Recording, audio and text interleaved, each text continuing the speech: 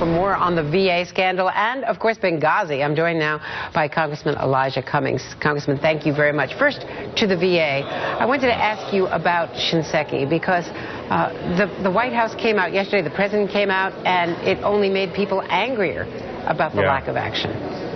Yeah, this is a very urgent matter, and I think by sending Mr. Nabors over there, the president did the right thing.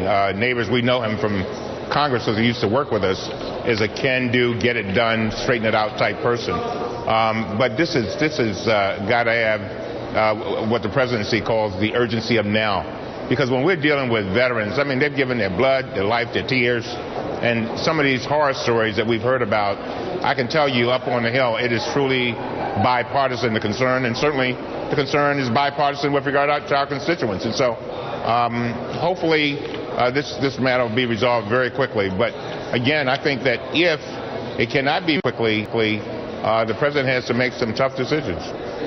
Let me ask you about Nabors. I know he's highly regarded, and he's arriving right now in the VA hospital in Phoenix.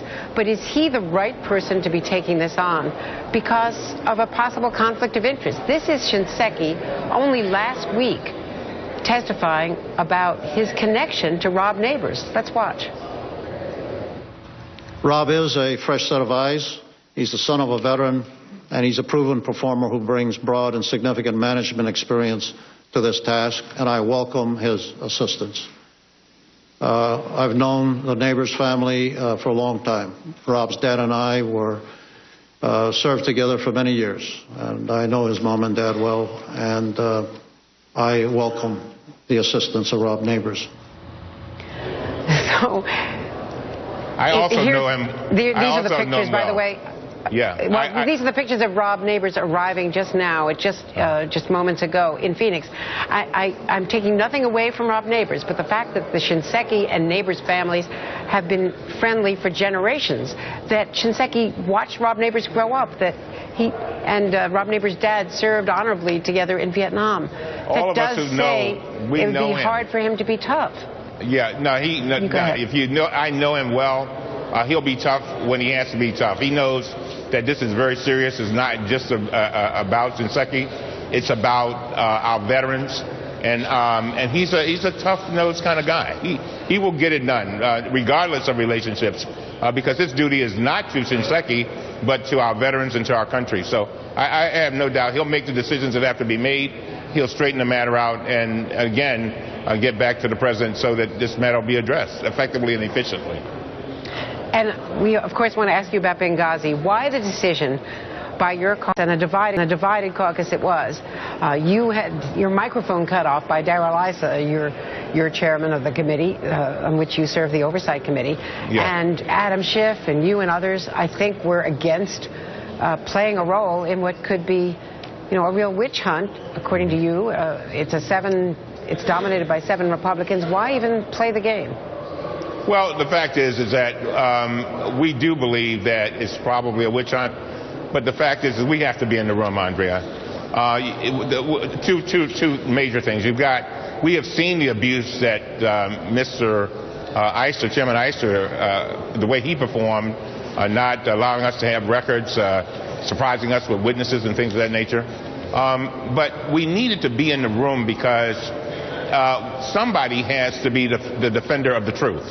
And somebody has to challenge the untruths in a very effective way.